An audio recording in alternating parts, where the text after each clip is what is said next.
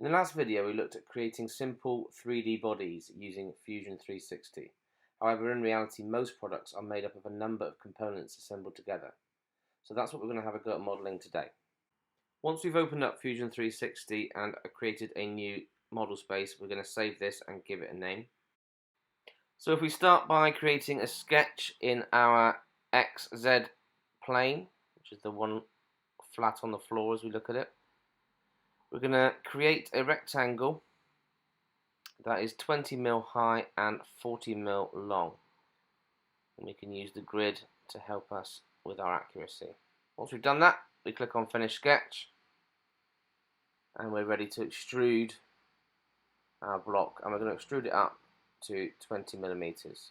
This time we want to make sure it says New Component, not New Body. Components can be moved around the model space and joined to other components in ways that bodies can't, so it's important now that we do select New Component and not New Body. Next we're going to create a sketch on our top surface.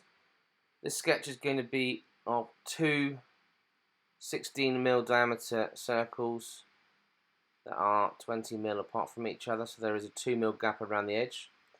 And then we're going to finish sketch and extrude those up to 20mm as well. This time the operation will be join, as it joins it to the existing components.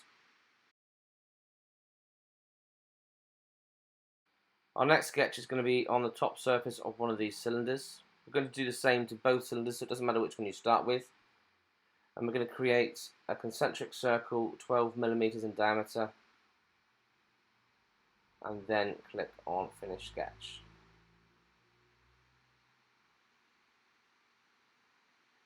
We're then going to extrude that down to cut that 2mm into the existing components. This operation says cut now. Then we're going to repeat that on the other cylinder.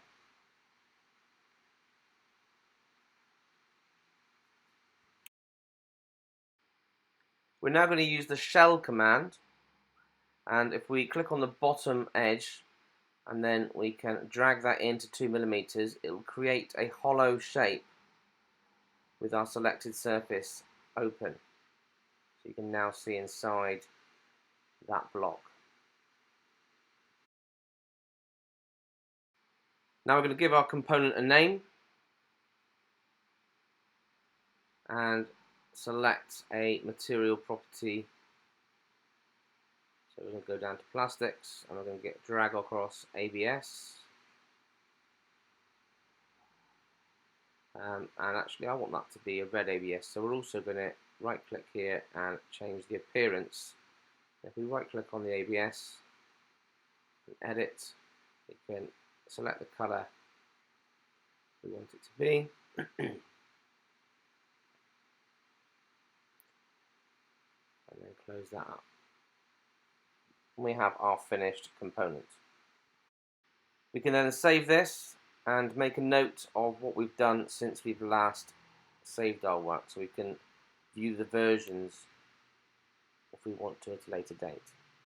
The title at the top will now change from V1 to V2. Now we've modelled our component, we can have multiple copies of that component, so we don't have to keep drawing it over and over again. So if we select our Move Copy icon at the top and then make sure Components is selected in this drop-down menu, we can then click on our component that we want to copy, create copy, and then as we move that now, it'll create a second copy. And then we can click OK to finish the command. I can now repeat that process to double up again. This time I'm selecting both, then create copy to create our 4 components. So now we're going to assemble our 4 components to make our model. So if you click on the joint icon from the top menu, click on a reference point from the first component, we're going to choose that face there, and then a reference point from the component you want to join it to. So if we're going to choose the center of that face there, it'll join those 2 components together. We're going to click on motion just to make sure it is a rigid joint, in other words it's got no movement, and then we can OK that joint. We're then going to do exactly the same with the other 2 blocks.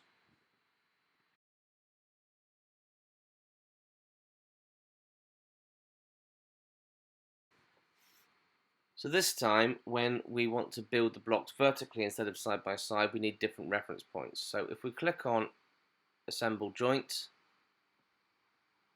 we can then select the underside of the internal cylinder and then the underside of the top cylinder on the component we want to join it to. It will then move that across. Now, because the two components are already joined together horizontally, when we click OK, that other component comes up to meet it. And there we have our constructed, assembled model.